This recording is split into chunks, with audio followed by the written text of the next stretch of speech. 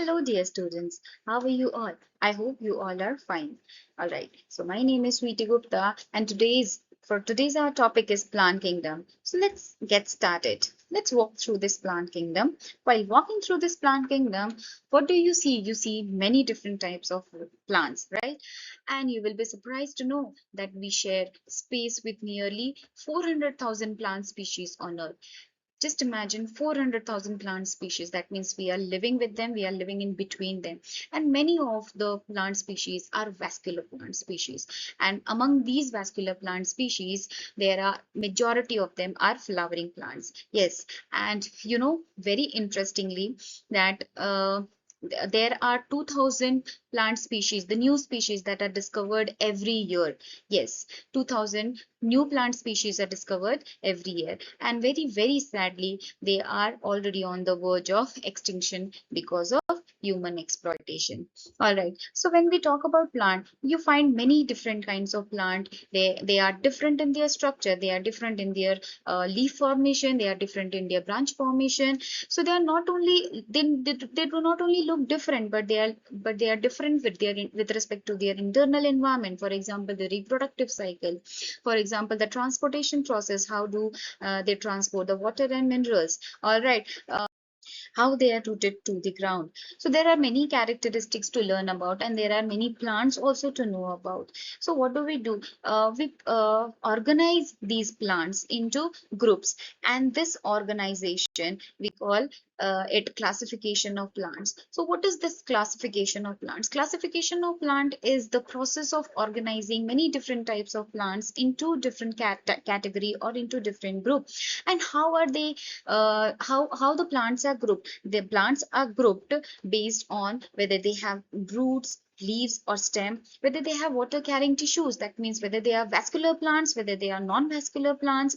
All right, and whether they produce seed or whether they bear flowers. So these all characteristics have made the scientist to put the plants into different categories, into different group, and this process of grouping we call classification of plants. They are also grouped according to their unicellular or multicellular characteristics. All right, so when we talk about the first evolved plant-like organism, when there were no plants, how do the earth get its atmosphere? There were the plant-like organism which we call algae. And yes, see here in this you can see these algae very green color, okay, dark green color or greenish color of the this filamentous structure, or this hair-like structure. So they are, because this is because of the photosynthetic pigment, the chlorophyll A and chlorophyll B, that through which they carry out the process of photosynthesis, and as a byproduct they are released into the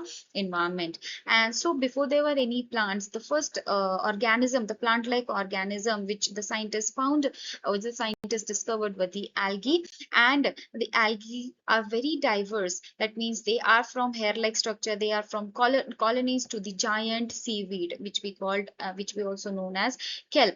All right, giant kelp. And when we talk about this kelp, they may look like plant because of their leaf blade, because of their fold fast that resembles like leaf or roots that the plant usually have, but they are technically not. They technically are not any the plants, but they are the algae. And their body is thallus. That means their body is not divided into root, stem or leaf. Their body is thallus. All right, they are mostly aquatic. They are mostly aquatic. You may find algae freshwater also, marine water also. See this giant the kelp.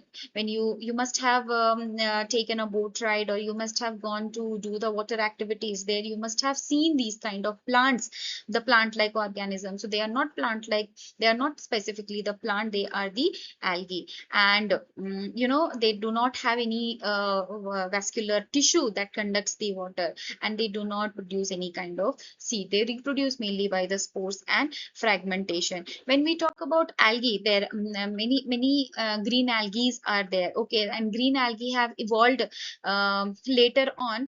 So algae, before the green algae, there are brown algae and red algae also discovered by the scientist. All right. So these are the example of red algae and green algae that are mainly inhabited in the marine water.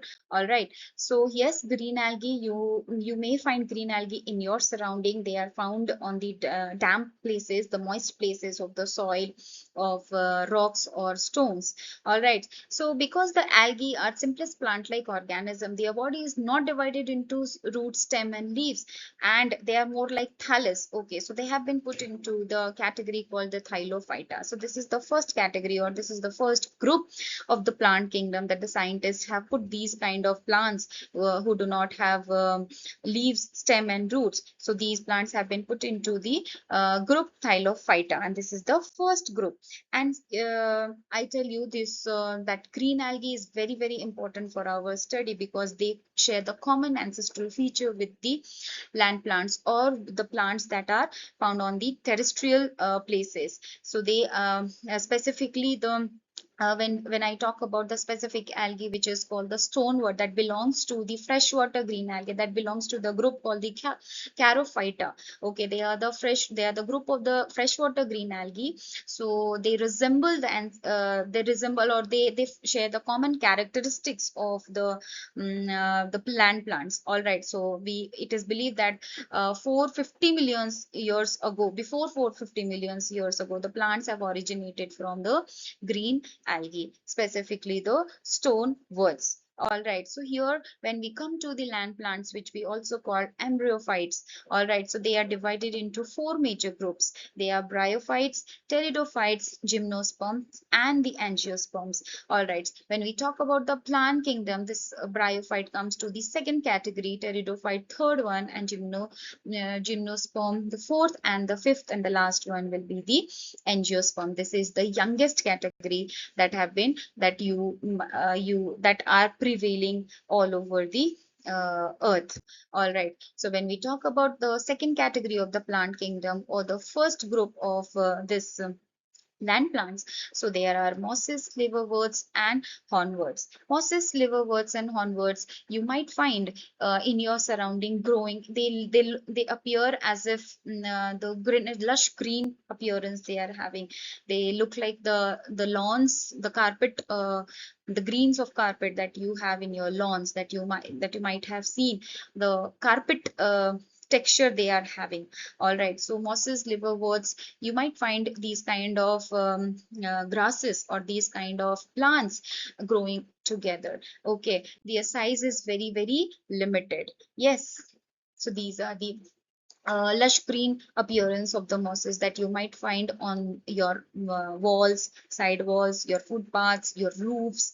Okay, and their size is very, very limited, and here they carry the reproductive structures with them with which they reproduce. All right, they are attached to the substratum by the fibrous rhizoids. Here in this group, the plants are devoid of true roots. Instead, they have the false root, which we call rhizoids. These are fibrous in structure and with which they are attached to the substratum. All right, their size is limited because they have no vascular tissue present in them. No vascular tissue, that means the xylem and the phloem are absent, and because of that, the water, the food that is produced in the leaf of the plant is get diffused cell to cell. All right, here they are called the amphibians of the plant kingdom. When I talk about amphibians of the plant kingdom, that means they require water in some of their life stages. So for the reproduction process, they require the water droplets through which the spores are getting transferred. Get spores germinate into the new plant, and because of this reproductive process or this reproductive phase, they require the water droplets. Now we come to the third group of the plant kingdom, which is called the pteridophytes. Pteridophytes, again, it is very, very common. You will find this kind of plant in your surrounding, and they are amplest amount which is present here, thanks to the development of the vascular tissue here. Now from this from this group, the vascular tissue are now found to be present in the plant, and because of that you will find they are comparatively bigger than that of the bryophyte. They are the true land plants having roots, stem, and the leaves. And of course, they are called the reptiles of the plant kingdom. Why reptiles of the plant kingdom? Because they are the first plant that have evolved completely on the land, and they do not require the water. But here, still they lack the seed and the flower. All right, so that is why they are seedless and flowerless plants. All right, they are of course they are their size is bigger than that of the bryophyte, but not as tall as the as you have seen in your surrounding, the tall trees, because of the absence of the complex vascular tissue. Yes, of course they are having xylem and phloem, but they are very primitive in nature, and that is why the size is also not very big, not as big as the tall tree. So when I'm talking about the here when I'm talking about the spores, when you just flip it, all right, when you flip it, turn it over, then you will find the spores that is contained in the sporangium. These are the small dots. These are small dots are called the sporangia, and inside that spores are contained, and with these spores they reproduce. All right, with these spores they reproduce and uh, give rise to the new plant. All right, so pteridophytes, these are the examples of the pteridophytes that you might have seen in your surrounding. When you just observe these characteristics, when you observe these leaves, you might see in your surrounding these are the pteridophytes in nature. They are also vast in number. Now coming from the pteridophytes to the another level of evolution, or another level of evolution of the characteristics, is that here gymnosperm, the main important characteristics of this group is that they bear seed now. All right, so they bear seed, but the seeds are not enclosed in any fruit. Here the seeds you will find are naked. All right, so we have four groups of gymnosperm: conifers, cycads, gnetophytes, and ginkgo. Okay, conifers you might have seen when you have visited any hilly areas, or the colder places. These are abundant, and they are the evergreen forest they make. All right, they have needle shaped leaves. All right, and they are important sources of timber. They include pines, spruce, firs, cedars, hemlocks, and many more. Now cycads, when we talk about cycads, they resemble the palm trees. All right, they resemble the palm trees, and they are also facing the extinction. Now gnetotypes, the third group of this gymnosperm, gnetophytes, actually I'm sorry, gnetophytes, they are Gnetum, Ephedra, and Welwitschia. All right, so these are shrub-like species, okay, shrub-like plant, and they are used as a remedy for the respiratory ailment. Now ginkgo include the ginkgo biloba, which is very special or peculiar in their shape, that they are having fan shaped leaves. See, the leaves are just like fan shaped, and here you are having you are seeing this, they are very limited, and they are already facing the extinction category. They are all already put into the extinction category. They are very few in number. All right, so when we talk about gymnosperm, the main characteristics, yes, seed producing plant. Their seeds are naked seed. That means they are not enclosed in the ovary or in the fruit. And they have complex vascular system with which they are very tall. Their trees are the thick trunk trees and trunk branches. They spread very far, and they become very tall because of the complex vascular system which is present in between them. They are woody, they are perennial, they are having needle-like, scale-like leaves with thick cuticle. All right, seeds are naked here, and they do not bear any kind of flower. Instead of, they have cones. Okay, their reproductive system present in the cones. Instead of flowers, they have cones. So seeds are directly exposed in the cones. Ovules are actually directly exposed in the cones. And here when we talk when I talk about cones, the female cone or female strobili, we can also call it female cone and male cone. They are present in the same plant, and female cone is present on the top on the top of the branches and male cones or male strobili present in the lower branches in order to avoid the self-pollination. When I talk about pollination, pollen grains forms the important point here because of the develop by this time thanks to the development of the pollen grain, the scientists have developed the pollen grains, and this pollen grain carry the male gamete, and this male gamete when fuses with the female gamete, they fertilize, embryo development takes place, and then the seed is formed inside the cone. And when the cone when the this cone gets mature or dried enough, then the seeds are dispersed, seeds are released from this and are germinated, and a mature tree you will find in the nature. So this whole process normally takes more than 5, or if I say particularly 5 to 10 years for the mature tree to form from this fertilization. For more than 5 years, remember, more than 5 years, almost 5 to 10. When you search for 5 to 10 years it takes for a mature pine tree, if I'm talking about specifically the tree which is the pine tree, that takes 5 to 10 years to grow into a mature tree.